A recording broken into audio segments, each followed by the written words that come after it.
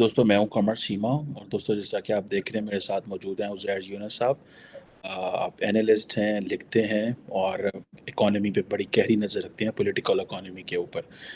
Thank you very much Uzair साहब for your time. शुक्रिया, आपने एक बार फिर दावत दी।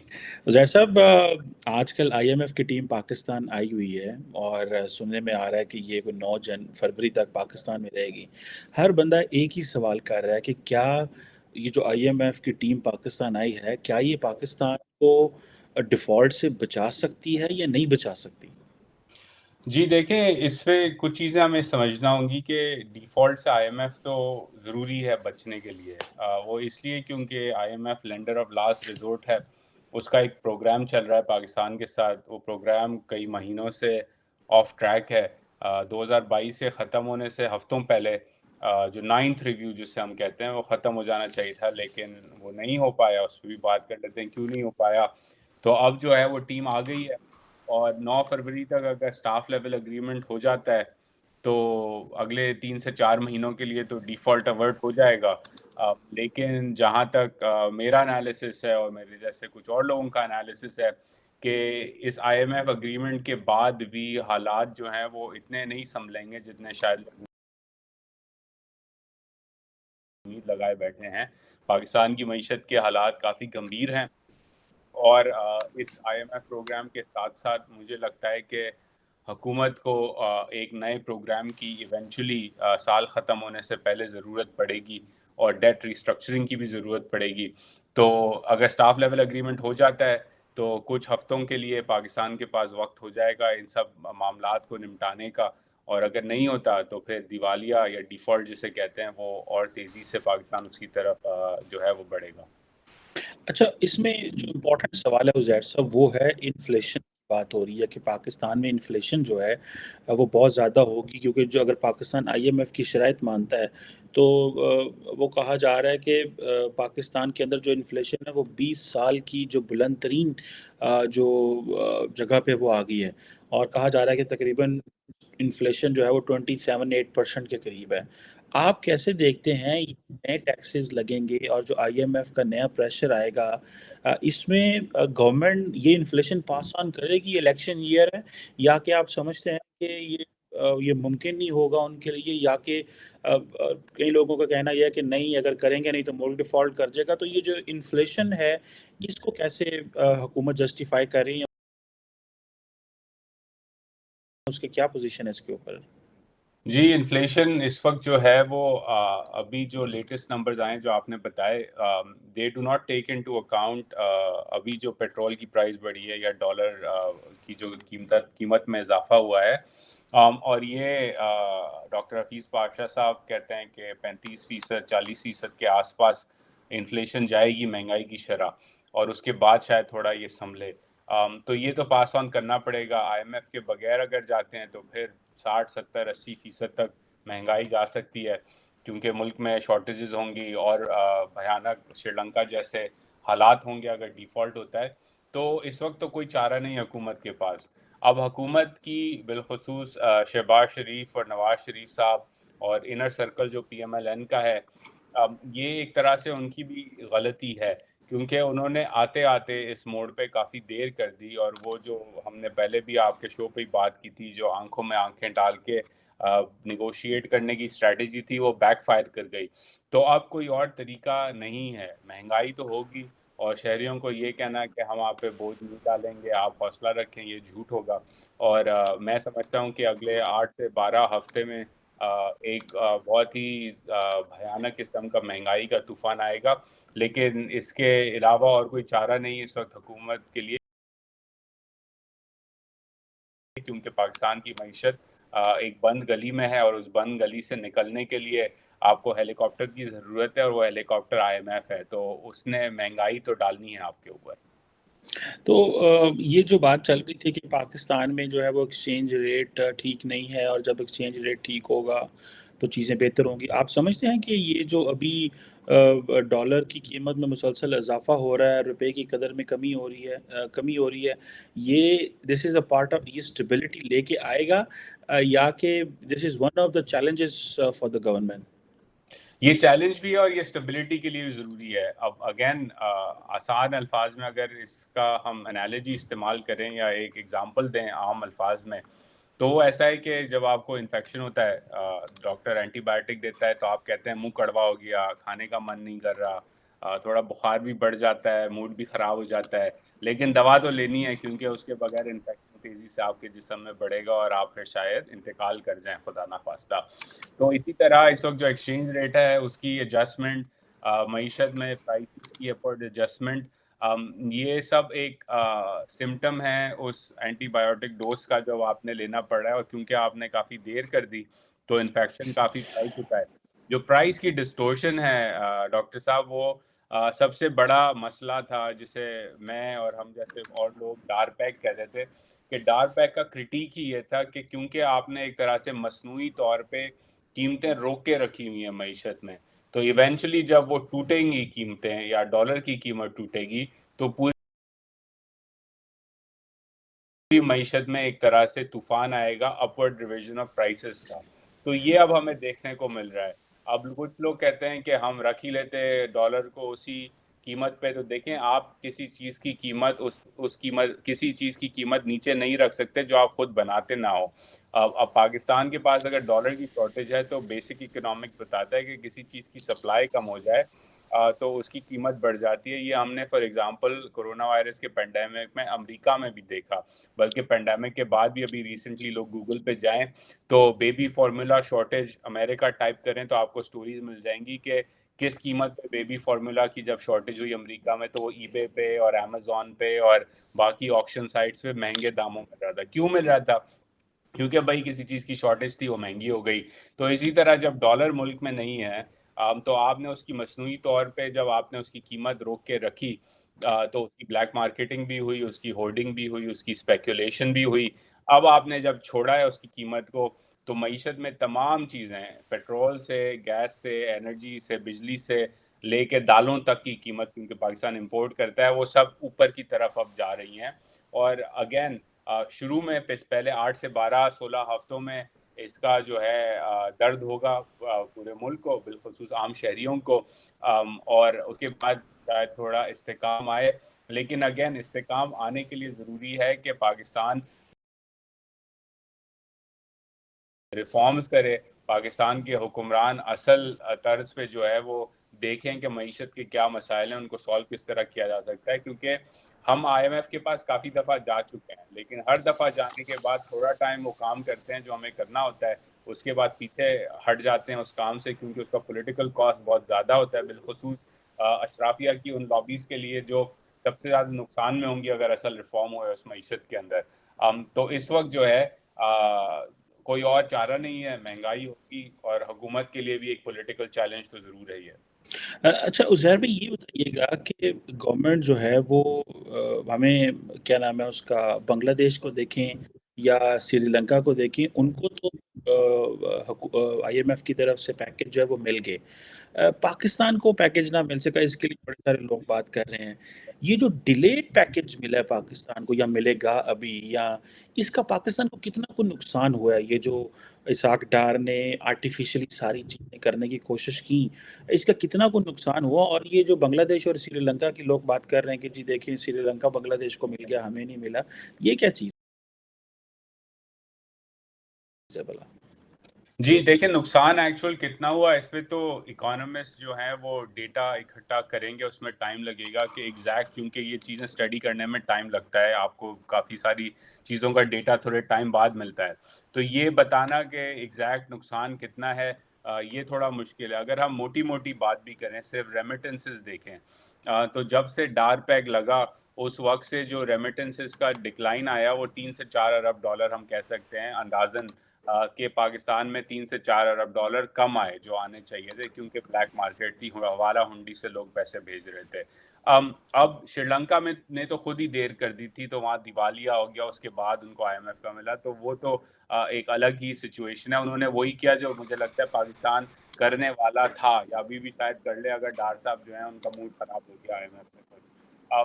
بنگلہ دیش کا اگر ہم موازنہ کریں تو دیکھیں بنگلہ دیش نے پاکستان کے بعد جو ہے ریکویسٹ ڈالی تھی آئی ایم ایف پہ کہ انہیں پروگرام کی ضرورت ہے، اور ان کے پاس پاکستان سے کئی مہینوں زیادہ کے ذخائر جو ہیں ڈالر کے ذخائر وہ موجود تھے.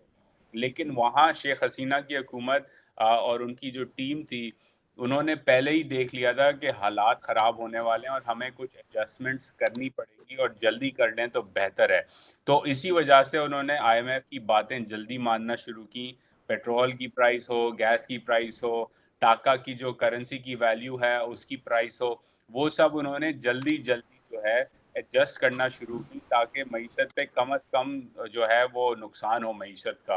تو آئی ایم ایف نے بھی اس بات کو سراہا, ان کی ٹیم آئی. آپ کو یاد ہوگا کہ چند ہفتوں پہلے وزیر اعظم شہباز شریف نے کہا تھا کہ 3 دن میں آئی ایم ایف کی ٹیم آ رہی ہے. تو وہ آئی ایم ایف کی ٹیم دوحہ سے لگتا ہے غلطی سے ڈھاکہ چلی گئی, اسلام آباد نہیں آئی کیونکہ ڈار صاحب بات نہیں مان رہے تھے. وہاں انہوں نے ڈیل کر لی, پیکج کمپلیٹ ہو گیا. بنگلہ دیش کی کرنسی ویک ہو گئی لیکن ان کے ایکسپورٹ بھی بڑھ گئے اور پاکستان کے مقابلے میں وہ زیادہ بہتر پوزیشن میں ہے اب, حالانکہ پاکستان آئی ایم ایف کے پاس پہلے ہی پروگرام میں موجود تھا. تو یہ جو ڈیلے ہوا ڈیسیجن میکنگ کا, یہ ایک سیلف اون گول جسے کہتے ہیں, یہ اون گول تھا. اور اس اون گول کے لیے چاہے حکومت وقت پی ایم ایل نون بالخصوص کوئی بھی بیانیہ بنانا چاہے تو بنا لے, لیکن سچ تو یہ ہے کہ یہ ان کی اپنی کوتاہیوں کی وجہ سے ہوا. اگر ڈاکٹر مرزا اسماعیل صاحب جو پالیسی اپنا رہے تھے آئی ایم ایف سے بات کرنے کے بعد جو پچھلے سال انہوں نے سمر میں کی, اور ایسا نہیں ہے کہ ان سے بھی کوئی غلطیاں نہیں ہوئی, انہوں نے بھی سبسڈی واپس لینے میں, لیکن آخر کار انہوں نے ایک پروگرام بنا کے ایک جو ہے ڈیسیجن میکنگ کر لی تھی. اس کو جو ریورس کیا گیا اسحاق ڈار کے آنے کے بعد, آئی تھنک اس سے جو ہے ہم اسے کہہ سکتے ہیں کہ یہ اکنامک ٹیررزم سے کم نہیں تھا پاکستان کی حکومت کے ساتھ. اور اس کا جو کیا کہتے ہیں بلیم ہے صرف ڈار صاحب پہ نہیں, آف کورس پرائم منسٹر صاحب کی ثوابدید پہ وزیر خزانہ کام کرتا ہے. اور ایک ضروری بات اس کے اندر یہ ہے کہ اسٹیٹ بینک آف پاکستان بالخصوص governor state bank of Pakistan کی بھی رسپانسبلٹی ہے, کیونکہ انہوں نے بھی اس میں بڑا کردار ادا کیا اور اس پہ ہم بات کر سکتے ہیں. لیکن یہ کلیکٹیو ایک فیلئر تھا پاکستان کی حکومت کا اور پاکستان کی سینٹرل بینک کا. بالکل ٹھیک ہو گیا. اچھا یہ بتائیے گا کہ یہ جو بات ابھی بلاول بھٹو زرداری رشیا گئے ہوئے تھے اور کہا جا رہا ہے کہ وہاں سے تیل کی فراہمی ہوگی, اور یہ بھی ذرا ہمیں بتائیے گا کہ سننے میں آ رہا ہے کہ شاید چائنیز کرنسی, کیونکہ وہ ایک نام آ رہا ہے جی فرینڈلی کنٹری کی کرنسی میں ہوگی, لیکن روس نے ایک سٹیٹمنٹ دیا جی کہ پاکستان کو جو تیل ہے پہنچانے میں یا ان کی جو پروویژن فراہمی کے حوالے سے امریکہ جو ہے مشکلات پیدا کر سکتا ہے. ڈو یو تھنک کہ یہ how do you see this statement as well, اور یہ جو پاکستان چائنیز کرنسی میں وہاں سے تیل لے رہا ہے, what is your insight on that? مجھے تو نہیں لگتا یہ بات اتنی آگے جائے گی چیمہ صاحب, کیونکہ اس کے اندر وہ سپن جو دیا جا رہا ہے وہ جیو پولیٹیکل ہے, حالانکہ اصل جو وجہ ہے وہ اکنامک اور سٹرکچر کی ہے. سٹرکچر یہ ہے کہ پاکستان میں جو ریفائنریز ہیں تیل کی وہ ریفائن کرتی ہیں عرب سویٹ لائٹ کروڈ, جو سعودی عرب اور یو اے ای وغیرہ سے آتا ہے. روس کا جو کروڈ ہے وہ ایک ڈفرینٹ جو ہے کیمیکل کمپوزیشن کا ہوتا ہے, ہیوی کروڈ ہوتا ہے. اس کے لیے آپ کو ایک الگ طرح کی اکوپمنٹ اور مشینری وغیرہ ریفائنری میں چاہیے ہوتی ہے. جہاں تک میں نے سنا ہے, again I am not an energy expert, لیکن جن سے میری بات ہوئی ہے وہ یہی کہتے ہیں کہ پاکستان کے پاس اس طرح کے تیل کو پروسیس کرنے کی کیپیسٹی نہیں ہے. پہلی بات تو یہ. دوسری بات یہ چیمہ صاحب کہ اس وقت ویسے ہی ایل سیز نہیں کھل رہی, تیل کی ہوں, گیس کی ہوں, دالوں کی ہوں, ٹماٹر کی ہوں, کنٹینر 8,000 اٹکے ہوئے ہیں پورٹ کے اوپر. تو اگر آپ کو ڈیل مل بھی جاتی ہے 20 سے 30% ڈسکاؤنٹ پہ, تو اس وقت تو ڈالر ہی نہیں ہے خریدنے کے. اگر آپ یوان میں بھی کریں تو یوان بھی نہیں ہے خریدنے کے, کیونکہ اس وقت ریزروز کی حالت اتنی خراب ہے. تو مجھے نہیں لگتا یہ بات اتنی آگے جائے گی. اور اگین پاکستان کو سعودی عرب سے ڈسکاؤنٹ پہ جو ہے وہ ایک طرح سے ڈیفرڈ پیمنٹ پہ تیل ملتا ہے, وہاں سے ہمارے تعلقات ویسے ہی اچھے ہیں.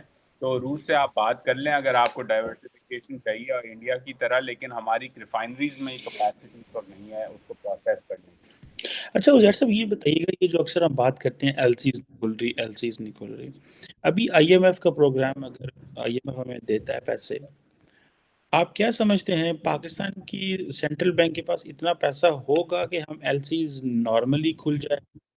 اور یہ جو باتیں آ رہی تھیں کہ جی کریڈٹ کارڈ کے مسائل ہیں یہ وہ, اس کو کیسے دیکھتے ہیں آپ؟ جی ایل سیز دیکھیں, ہمیں اسٹیپس میں یہ بات اب اسٹیپس میں آگے بڑھے گی, کیونکہ پاکستان کے پاس اس وقت ڈالر نہیں ہے. اب آئی ایم ایف کا اگر سپوز کریں 9 تاریخ تک اسٹاف لیول اگریمنٹ ہو جاتا ہے تو 2 سے 3 ہفتے بعد جو ہے آئی ایم ایف کا بورڈ اپروول ہو جائے گا, پیسے آ جائیں گے. اس وقت $3.5 ارب پاکستان کی اسٹیٹ بینک کے پاس ریزروز موجود ہیں. 1 ارب آ گئے تو چلے سپوز کریں کہ 4.5 ارب ہو گئے. سعودی عرب, قطر, یو اے ای وغیرہ نے جو پرومس کیا ہے وہ اگر آ گئے تو سپوز کریں 5 ارب اور آ جاتے ہیں, تو آپ چلے گئے کہ 9.5 ارب یا چلیں 10 ارب کر لیتے ہیں, راؤنڈ اپ کر لیتے ہیں, $10 ارب کے آپ کے ذخائر ہو گئے. اب ان 10 ارب میں سے 3 ارب جو ہیں آپ نے دینے ہیں قرضوں کی ادائیگی میں اس سال کے اندر, جون سے پہلے گورنر سینٹرل بینک نے کہا ہے. تو 10 - 3 ہو گئے 7 میں سے تقریباً 2 سے 3 ارب ڈالر کے کنٹینر پورٹ پہ کھڑے ہوئے ہیں. تو 7 میں سے آپ چلیں 2 نکال لیں تو 5 بچے. 5 میں سے پھر اگر آپ اپنا کرنٹ اکاؤنٹ ڈیفیسٹ رن کرتے ہیں مہینے کا کہہ لیں $500 ملین کے آس پاس, تو 3 سے 4 مہینے میں یہ $2 ارب ہو جاتے ہیں. تو بیسکلی 3 مہینے کے اندر ایک بیسک سینیریو میں you are back to the same problem وچ از کہ آپ کے $3.5 ارب کے آس پاس رہ گئے. تو اس وجہ سے ایل سیز کا کھلنا جو ہے کتنی تیزی سے, اس میں بڑا ٹائم لگے گا. مجھے لگتا ہے کہ حکومت وقت جو ہے وہ ایل سیز تیل کی, نیچرل گیس کی, اسینشل آئٹمس کی پہلے کھولے گی. گاڑیوں کی, ٹیلی فون کی, کٹس کی یا باقی انڈسٹری کو جو انپٹس چاہیے وہ بعد میں آئیں گی. شاید وہ ایکسپورٹ اورینٹڈ سیکٹرز کو پریفر کریں کیونکہ وہ ڈالر کما کے دیتی ہیں, تو شاید وہ مال واپس پہلے جلدی آئے. لیکن اگلے 6 مہینے تک کا چیمہ صاحب مجھے نہیں لگتا کہ حالات جو ہیں وہ کسی طرح بہتر ہوں گے.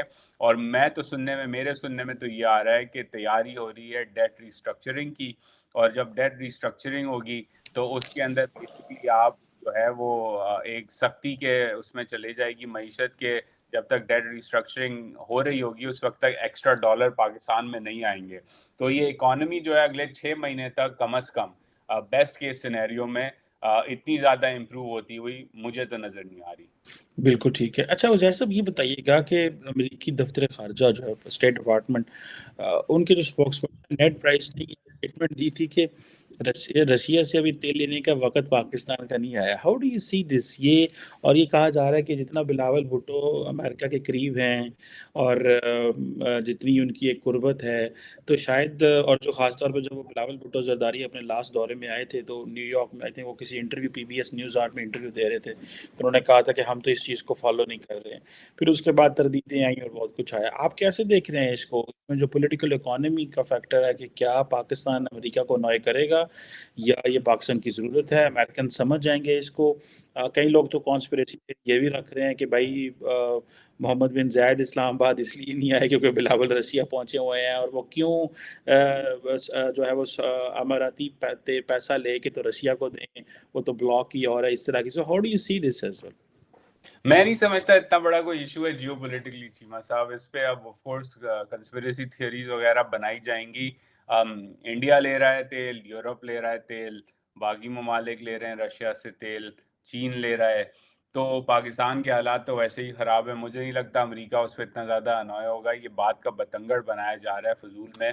اصل بات تو یہ ہے کہ اس وقت جیسے میں نے کہا کیپیسٹی پاکستان کے پاس کم ہے. پاکستان کا جو آئل ریفائنری سیکٹر ہے وہ عربک کروڈ سے جڑا ہوا ہے, اس پہ ٹائم لگے گا. اگر آپ نے رشیا کی طرف جانا ہے تو چلے جائیں. مجھے نہیں لگتا امریکہ اس پہ کوئی اتنا بڑا جو ہے وہ واویلا ڈالے گا, کیونکہ اگر آپ تھوڑا بہت کر بھی لیں گے تو پاکستان کی معیشت چیمہ صاحب اتنی بڑی نہیں ہے کہ روس میں جو ہے وہ سونے کی نہریں بہنے لگ جائیں گی کیونکہ پاکستان نے ان سے تیل خرید لیا. وہ اتنا بڑا فرق نہیں پڑتا. In the broader Ukraine context Pakistan is a minor player in terms of the global energy make up. اچھا ایک آخری سوال کرنا چاہتا ہوں, اور وہ یہ ہے کہ ڈار صاحب کے حوالے سے بہت سارے لوگ کہہ رہے ہیں کہ ڈار صاحب استعفیٰ دیں, ریزائن کریں, یہ کریں وہ کریں. آپ کیسے دیکھتے ہیں یہ جو بلنڈر اسحاق ڈار نے مارے ہیں؟ کئی لوگوں کا کہنا یہ ہے کہ ان کو یہ تھا کہ شاید عرب ورلڈ سے ان کو کوئی پیسے مل جائیں, وہ جو باتیں ہوئی تھی, لیکن وہ پیسے نہ ملنے کی وجہ سے بیسیکلی پھر ان کو آئی ایم ایف کے پاس جانا پڑا اور یہ سارا چیزیں اور مہنگائی اور یہ سارا شروع ہوا. یہ جو اسحاق ڈار کے جو اگلے 6-8 ماہ رہ گئے ہیں، 10 ماہ رہ گئے ہیں، 8-9 ماہ، یہ آپ کیسے دیکھتے ہیں اور یہ ان کے اوپر آگے آئندہ کیسے پریشر آ سکتا ہے، اور ان کو کیا بولڈ فیصلے کرنے کا وقت آ گیا یا کہ وہ سیاسی فیصلے ہی کریں گے اس سیٹ پہ بیٹھ کے؟ جی پی ایم ایل نون نے تو دیکھے نا، ہمیں جتنا ایویڈنس دینا تھا دے دیا کہ ان کی جو سیاست ہے وہ خاندان سے شروع ہوتی ہے اور خاندان میں ختم ہوتی ہے. تو یہ تو خاندان میں ہی رکھیں گے. اب جیسے شاہد خاقان عباسی صاحب نے بھی اپنی پوزیشن سے استعفیٰ دے دیا. آج وہ ٹی وی پہ کہہ رہے تھے وہ تو صرف ادنا کارکن ہیں اور کارکن ہی رہیں گے، پارٹی میں ہی رہیں گے، لیکن وہ جو ہے پوزیشن انہوں نے واپس کر دی کیونکہ وہ ایک اوپن فیلڈ دینا چاہتے ہیں مریم نواز شریف کو. تو یہ تو آبویس سی بات ہے. آپ میرے سے زیادہ جانتے ہیں کیونکہ آپ اس پولیٹیکل سسٹم کو زیادہ جانتے ہیں میرے مقابلے میں تو معیشت دیکھتا ہوں. لیکن آبویس سی بات ہے کہ وہ خاندان میں ہی ہر چیز رکھنا چاہتے ہیں. تو میرا تو صرف ایک ہی اس کے اندر اس پورے کرائسس میں جو افسوس ہوا، اس کرائسس کا لوگوں کے اوپر اتنا بوجھ پڑ رہا ہے، ابھی اور بڑھے گا یہ بوجھ. اڈلٹ میل نیوٹریشن کی بات ہو رہی ہے، لوگ اپنے بچوں کو اسکولوں سے نکال رہے ہیں، انسولن نہیں مل رہی مارکیٹ کے اندر وغیرہ وغیرہ. یہ سب چیزیں باہر سے بیٹھ کے چیمہ صاحب افسوس ہی ہوتا ہے اور درد ہوتا ہے، کیونکہ یہ اس طرح ہونا نہیں چاہیے تھا. یہ اون گول جیسے میں نے کہا. سلور لائننگ اس کے اندر چیمہ صاحب شاید یہ ہے نہیں، شاید ہو، کیونکہ ابھی تک لگتا نہیں ہے نون لیگ نے یہ فیصلہ کیا ہے. لیکن سلور لائننگ یہ ہے کہ پاکستان کی معیشت کے ملبے کے اندر شاید اسحاق ڈار کا فنانس منسٹر کا کریئر بھی فائنلی اختتام کو پہنچے. 1998 سے جو ہے وہ ایکسپیریمنٹس انہوں نے کافی رن کر لیے پاکستان کی معیشت کے ساتھ. اور یہ جو مت تھا کہ اسحاق ڈار جو ہے ان کے ہاتھ میں کوئی جادو کی چھڑی ہے، یہ میں نے ٹویٹر اسپیس بھی کیا تھا خرم حسین صاحب کے ساتھ، جہاں انہوں نے بڑی زبردست طریقے سے ایکسپلین کیا کہ 98 کا جو کرائسس تھا جس پہ ڈالر اکاؤنٹ پہ فریز ہوا، وہ بھی اسحاق ڈار کا ایک اون گول تھا. پھر 2013 سے 17 تک انہوں نے جو پالیسیز اپنائیں اور اس کے بعد جو کرائسس آیا 17 18 19 کے اندر، وہ بھی اسحاق ڈار کا تھا. انفیکٹ میں نے تو اپنا لکھنے کا کریئر جو ہے وہ اس کرٹیک سے کیا تھا. اکتوبر 2016 میں فرائیڈے ٹائمز، جسے لوگ آج کل سمجھتے ہیں کہ یہ پٹواریوں کا فیوریٹ جو ہے میگزین ہے انگریزی کا، اسی میں نے شروع کیا تھا ان کی کرٹیسزم کرنا، ان کی پالیسیز کا. تو وہ بھی ہم نے دیکھا. اور اب اس جو ہے ڈیزاسٹر کو وہ بھی ہم اسحاق ڈار کی پالیسیز کے نتیجے میں دیکھ رہے ہیں. تو ایک یہی سلور لائننگ شاید ہو کہ پاکستان کی معیشت تو ڈوبی، شاید اسحاق ڈار صاحب کا فنانس منسٹری کا کریئر بھی شاید ڈوب جائے، تو پاکستان کے لیے یہ شاید چھوٹی سی ایک اچھی بات ہو کہ آئندہ آنے والے وقتوں میں ہمیں پھر ایک دفعہ ڈار ایز فائنانس منسٹر کو نہ دیکھنا پڑے. بالکل ٹھیک کہہ رہے ہیں کہ یہ اسحاق ڈار صاحب جو ہیں یہ پاکستان کی اکانومی کے لیے اس مشکل وقت میں انہوں نے کوئی اچھے اور بولڈ فیصلے نہیں کیے، اور غلط پالیسیز کی وجہ سے آج ہم IMF کے سامنے بھی نظریں جھکا کے بیٹھے ہوئے ہیں اور عوام بھی جو ہے وہ مشکل میں پڑی ہے. Thank you very much Uzair Younis صاحب. It's always pleasure talking to you. Thank you. Thank you. خدا حافظ.